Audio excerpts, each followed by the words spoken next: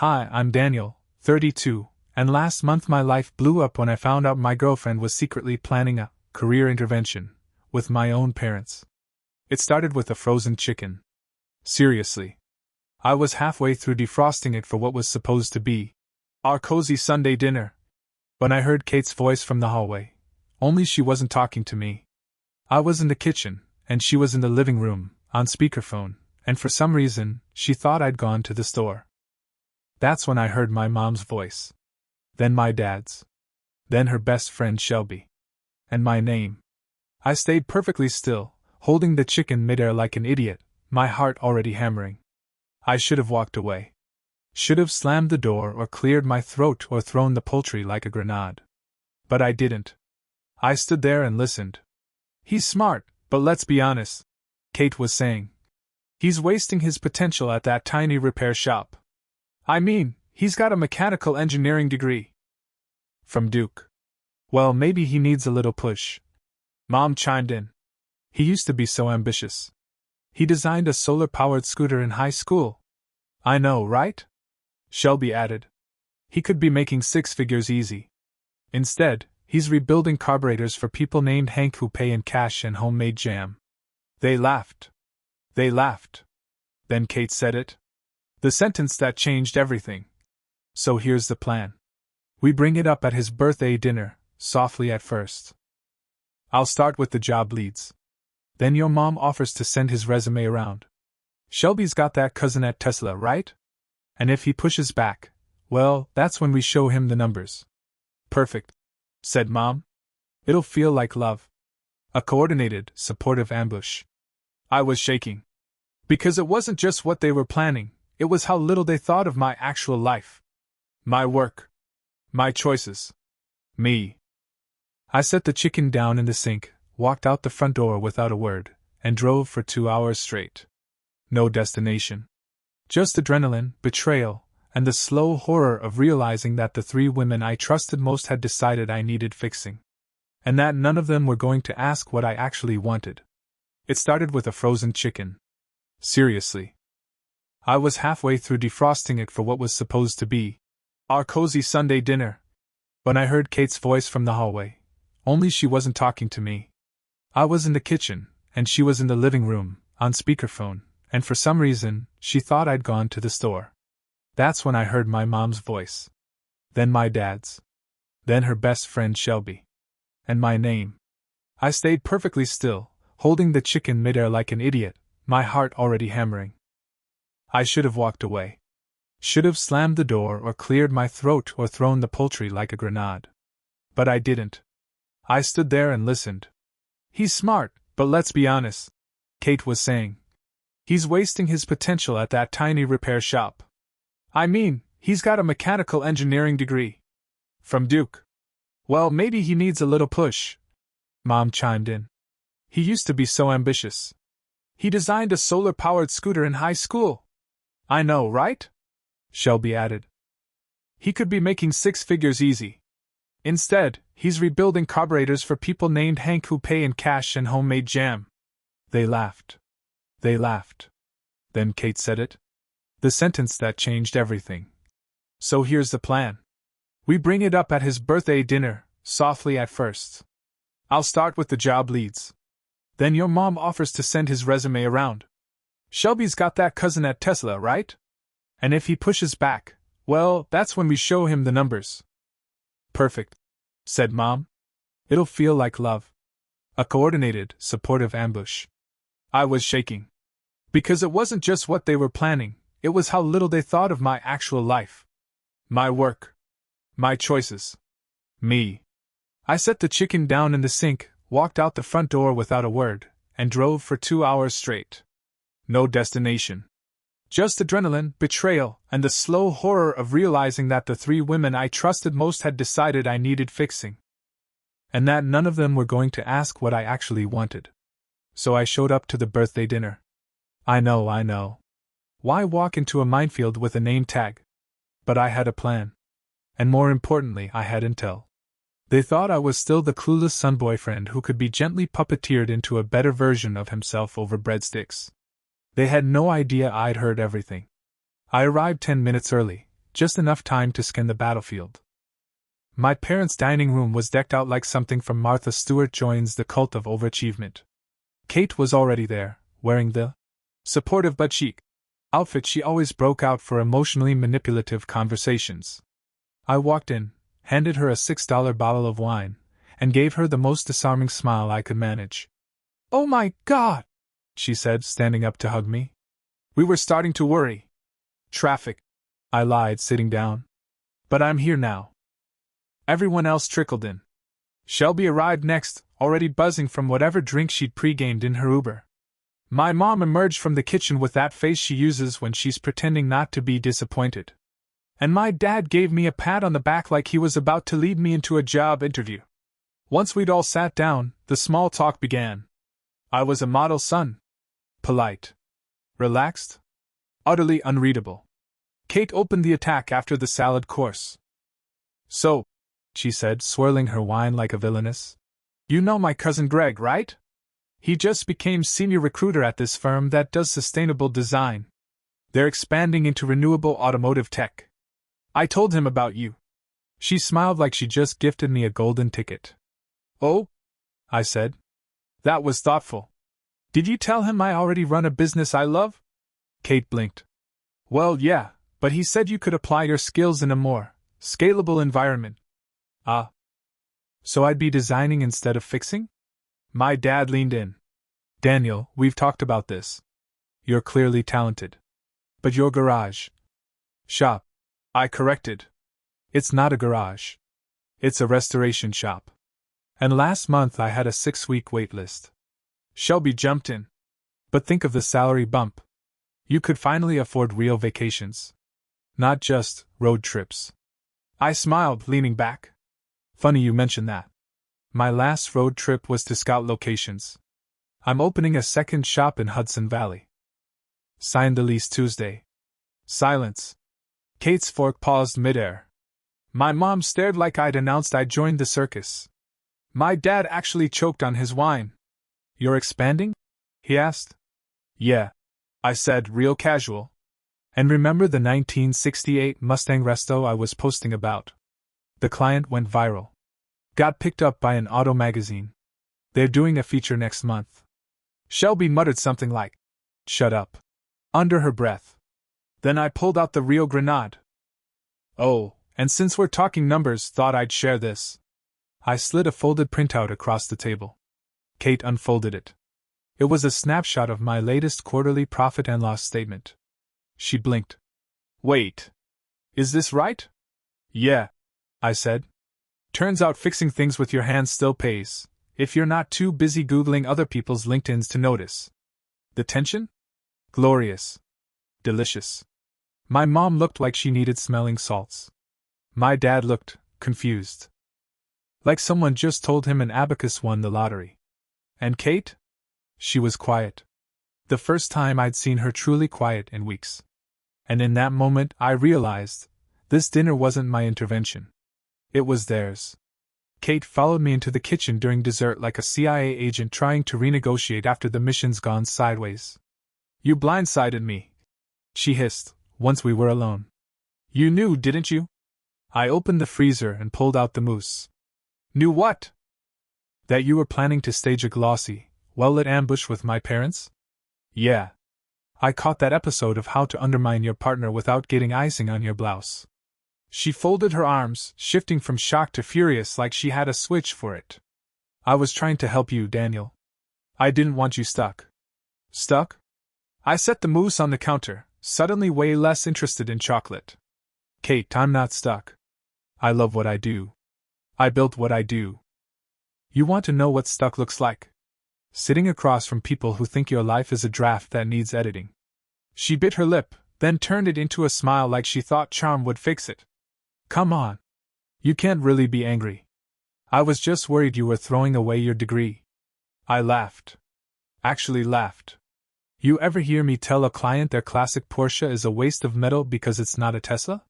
That's not the same thing. Isn't it? I asked, stepping closer. You liked that I was smart. You liked that I could fix your dryer and explain cryptocurrency. You just hated that I wasn't packaging it into a resume-friendly box. She sighed. You're twisting this. I stared at her. Really stared.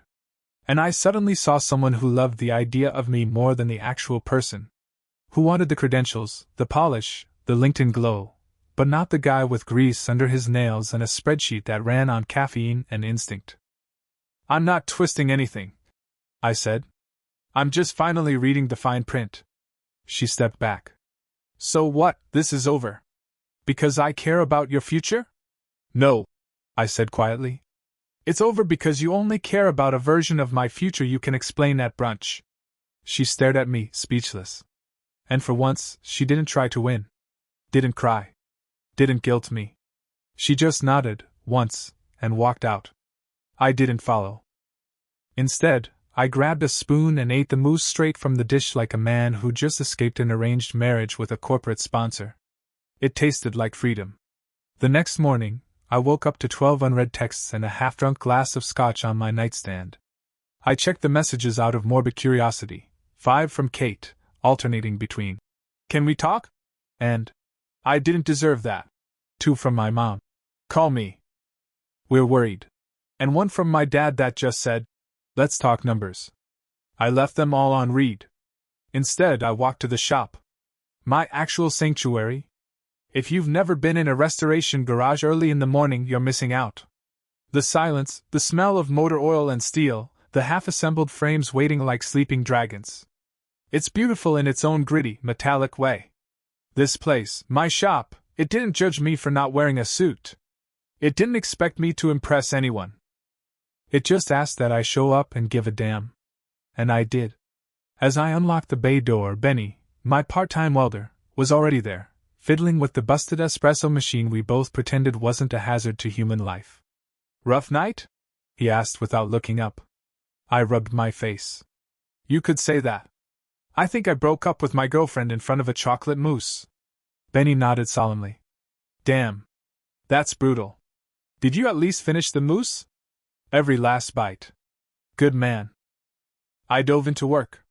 An old '72 Bronco needed a new suspension system, and my hands found rhythm in the repair. It was like meditation. By noon, my head was clearer, and I decided something important. I was done letting people measure my worth by their metrics. No more apologizing for loving machines more than meetings. No more downplaying my success because it didn't come with a 401k and a golf membership. So I opened my laptop and made a decision I'd been dragging my feet on for months. A YouTube channel. Not for fame. Not for clout. Just to own my story. To show the behind the scenes of the work I loved, the builds, the screw-ups, the triumphs. I called it Restoration Nation, cheesy, but memorable. I uploaded the first video that night. Just a tour of the shop, narrated on my phone, ending with a simple message. If you've ever been told your passion wasn't enough, this one's for you. Welcome to the garage. I didn't expect much. Maybe a few pity views from car nerds in Minnesota. But 2 days later, the video had 48,000 views. Something was shifting. And for the first time in weeks, it had nothing to do with sabotage disguised as love, or people trying to upgrade my life like I was bad software. This was mine. By the end of the week, Restoration Nation had crossed 200,000 views. And I wasn't even trying that hard.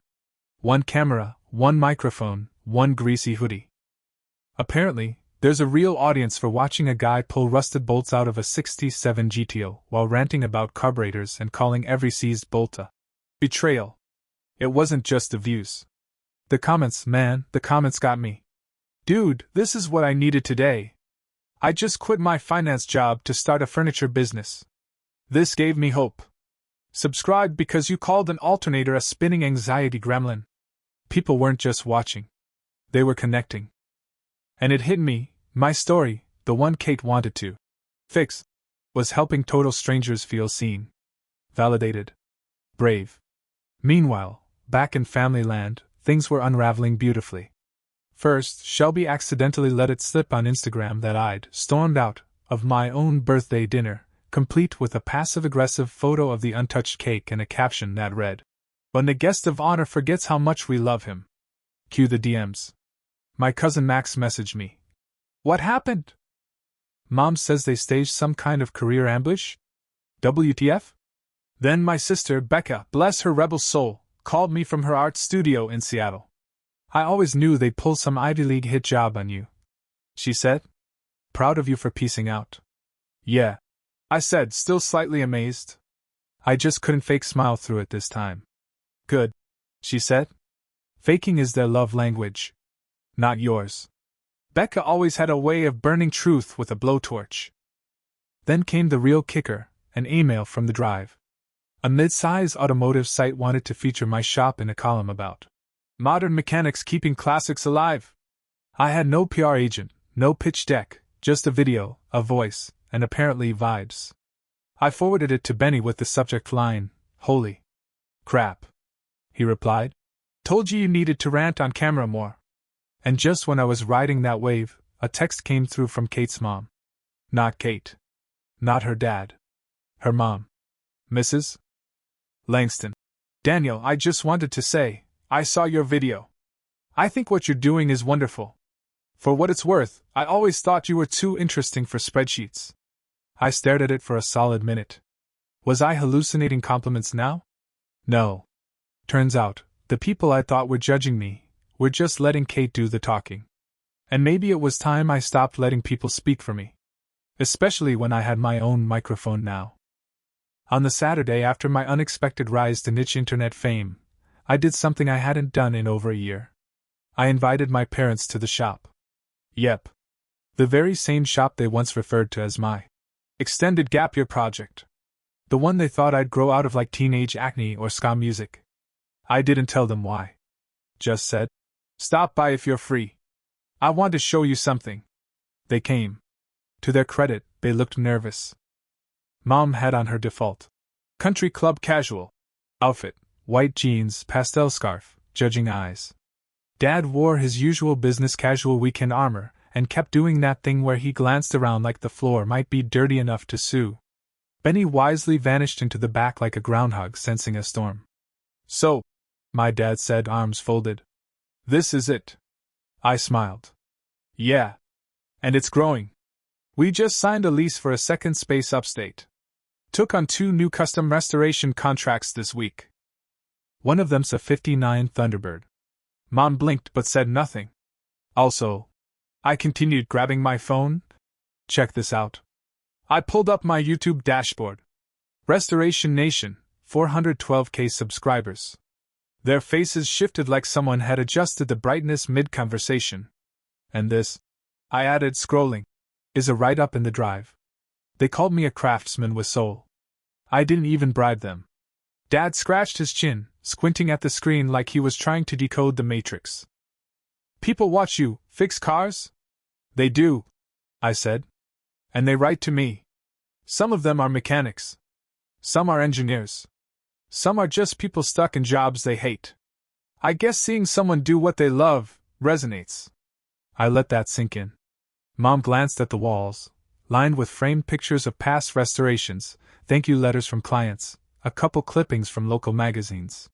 Then she spotted the newest edition, a canvas print of a black and white photo from 1995. Me, age 2, in overalls, holding a plastic wrench while my grandfather leaned under the hood of his Oldsmobile. Her dad. The man who taught me to tinker. Where did you find that? She asked quietly. Becca sent it, I said. Said it was the last time he let anyone else touch that car. Until me. A long pause. Then my dad exhaled like he'd been holding it for years. I gotta admit, he said, rubbing the back of his neck, I didn't get it before. I thought you were hiding from the real world. But this? This is the real world, huh? Exactly, I said. He nodded slowly. Then, this part stunned me. He stepped forward and clapped a hand on my shoulder. I'm proud of you, son. Mom still looked uncertain, like her mental Rolodex of acceptable careers had just caught fire. But she whispered something I hadn't heard in years.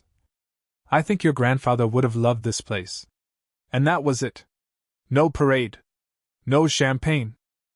But it felt like something had cracked, just enough light coming through to matter. 3 weeks after the dinner ambush that wasn't, my shop was humming with life. The second location upstate was mid-renovation. Benny had just hired his cousin, a wiring genius with a mohawk and a fear of cats, and the two of them were plotting an electric conversion of a 1972 VW bus. I'd started waking up with ideas instead of anxiety.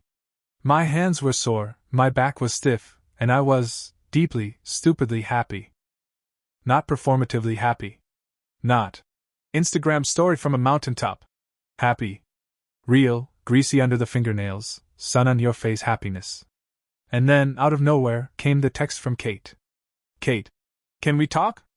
I stared at it for a full 10 minutes. Not because I was tempted, but because I was curious. Curious how long it would take someone to recognize that they'd never really seen you in the first place. I replied politely but firmly. I hope you're well. I've moved on. Take care. No rage. No guilt. No drama. Just boundaries. Honest, hard-earned boundaries. She never responded. Instead, I got a package in the mail 3 days later. From Becca. Inside was a tiny metal sign, made from brushed aluminum with laser-cut lettering. It read, Wrench. Repeat. Reclaim. She'd made it in her studio and painted the letters in firetruck red. There was a sticky note attached. Hang this where the money guys can see it. I put it on the front desk, right next to the phone. Clients love it. By then, the YouTube channel had crossed 500,000 subscribers. A sponsorship deal landed in my inbox. Legit, no gimmicks, offering to pay for tools, materials, and a quarterly video series on Lost Crafts of America. I said yes on the condition I could feature independent mechanics around the country. Not every artist has a gallery. Some of us have impact wrenches. The best moment came a week later when my mom emailed me a link. Just a link. No text. It led to an article titled, When Your Kid Chooses Passion Over Prestige, and Teaches You Something Along the Way. It was published anonymously, but I knew her voice. She talked about control, fear, appearances, and finally, acceptance. It ended with, Love isn't supposed to feel like pressure. Sometimes the bravest thing we can do is let someone bloom without pruning them first. I read it twice. Then printed it and pinned it in the break room next to a flyer for the local classic car rally. Rosa, my weekend cashier, read it out loud, nodded once, and said, About time. Christmas came around again faster than I expected. This time, I didn't wait for an invitation, or expect one. Instead, I threw my own party. Not in some curated Airbnb with expensive candles. Right there in the shop. We cleared the garage bays, hung string lights across the ceiling beams, pushed the project cars to the back, and used old tire racks to serve tamales, hot cider, and Benny's weirdly famous garlic brisket. Becca flew in. My cousin Max drove down. Even Uncle Gerald showed up in a Santa hat and handed out oil filters as gag gifts. Late in the night, when the lights were low and the fire pit was going in the alley behind the shop, my dad pulled me aside. I've been thinking, he said. About all of it. I was wrong. Not just about your business. About how I looked at success. I waited. Quietly. Let him take his time. You're not the one who needed direction, he continued. I think maybe I was the one who got stuck. That hit me harder than I expected. Not because I needed the apology, but because I realized I wasn't waiting for it anymore. You good now? I asked him. He laughed, blinking like he wasn't expecting me to ask that. I think I'm getting there. I nodded and handed him another tamale. Cool. You're part of the pit crew now. We get paid in meat and bad puns. He grinned. I'll take it. As the night stretched on, music playing from someone's Bluetooth speaker, friends and family mingling like the cast of a sitcom that finally got good in season 3, I stepped back and looked around. There were no boardrooms. No branded tote bags. No monogrammed wine glasses. Just laughter, engines, and people who knew the value of something built by hand, and built with heart. And me? I was no longer the guy defending his life choices at a dinner table. I was the guy living them, unapologetically. I was Daniel. Mechanic. Business owner. Metal artist. Bad dancer. Good friend. No suits. No shame. No plan to fix me. Just a damn good life. And for the first time in years, I didn't feel like I had something to prove. I felt free. The way real freedom feels. Like a well-tuned engine under your hands, humming exactly the way you built it. And knowing, deep in your bones, it was always meant to run like this.